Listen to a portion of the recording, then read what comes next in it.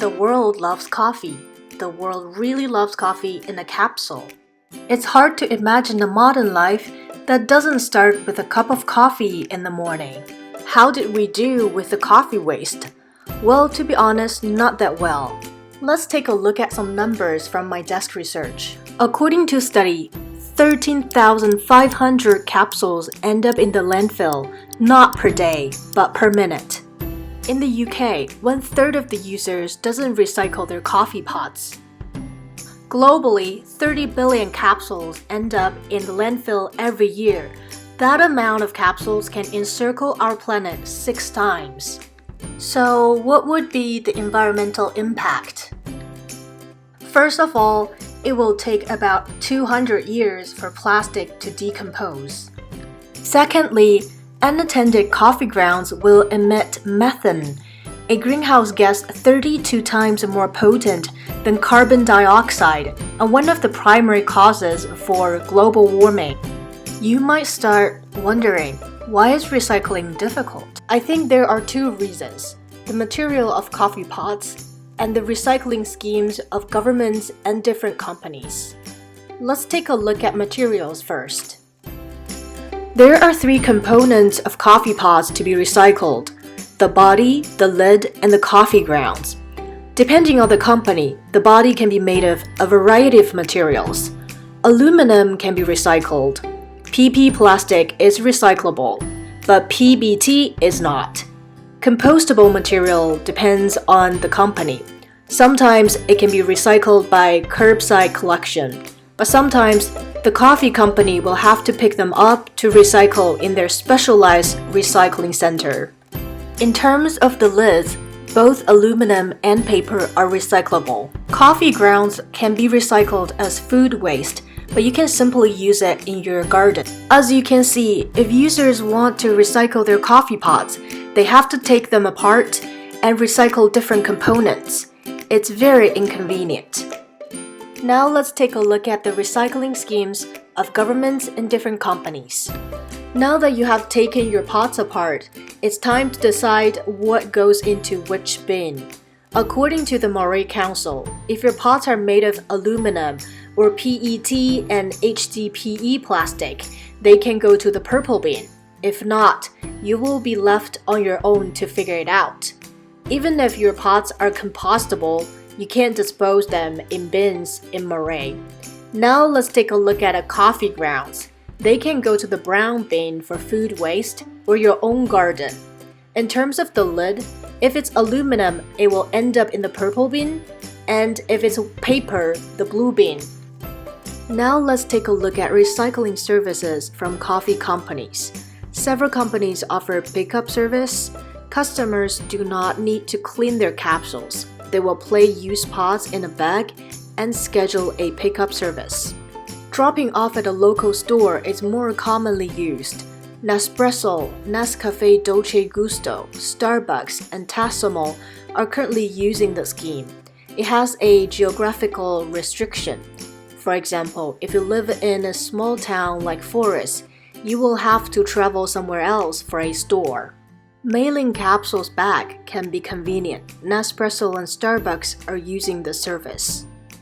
Some companies are collaborating with third-party organizations. For example, Nescafé Dolce Gusto works with Collect Plus Point, and they have over 7,000 locations. Lavazza works with TerraCycle. People can drop off their pots to gain points and donate to charity. Government collaboration is rare. In 2017, Nespresso collaborated with London Borough, Chelsea, and Kensington.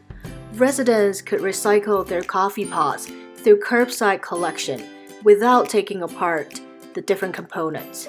The pilot project only lasted for 6 months. That's only a part of the recycling landscape.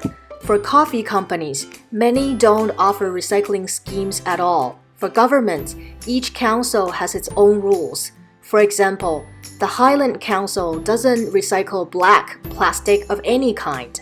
People will have to be really motivated to figure things out, or else they won't bother. How might we change the situation? I believe it should start with emphasizing with the people involved. I've identified 4 groups of stakeholders in the coffee waste recycling process. First of all, the capsule users. They're individuals, offices, and cafes. I plan to arrange a workshop with 4 residents in the Highland area next week, and I'm also looking for extreme users who don't recycle at all. In terms of offices, I emailed an office compound area in Forest, the Enterprise Park, for their coffee waste situation. The next group is governments who make policies and have the resources to nudge people. I have an interview scheduled with a policy officer at Murray Council. The next group is third sector environmental organizations and groups, and there are many of them. I collaborated with Garfi and hosted a workshop with Phil, the manager at WasteBuster. The main purpose of the workshop is to understand different initiatives that WasteBuster has and people's motivation to participate in them. There are 2 components for the workshop, a video and a mural wall. I read about 5 sustainable design strategies in a book, Design for Behavior Change, and created a video to explain the 5 strategies in order to provide a framework for our discussion with Phil. There are 5 strategies. They are avoiding, reducing, reusing, recycling, and regenerating. Let's first take a look at avoid. One strategy is dematerialize the product. For example, instead of using CD, you use digital music. After watching the video, we invited Phil to the mural board. We have the 5 sustainable strategies listed on the left, and asked him about the initiatives at WasteBusters and which strategies they've used. Finally, we asked him how to motivate people to be more sustainable. I haven't had a chance to analyze the data yet. I also organized a workshop with a local environment artist who turns coffee capsules into jewelry.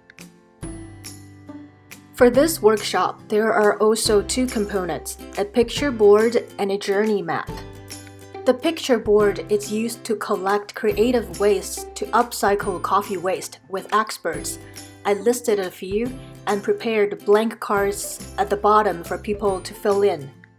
The map is used to map out Susan's journey to collect raw materials, create the jewelry, distribute them, and recycle. I was particularly interested in how her methods could motivate people to be more sustainable. In addition, I have interviews scheduled with Green Hive and potentially Zero Waste Scotland. The last group in the stakeholder map is coffee companies. I'm interested in interviewing Greenbridge Organics in Findhorn and look for a barista training program. That sums up everything I've done so far. Thank you for watching.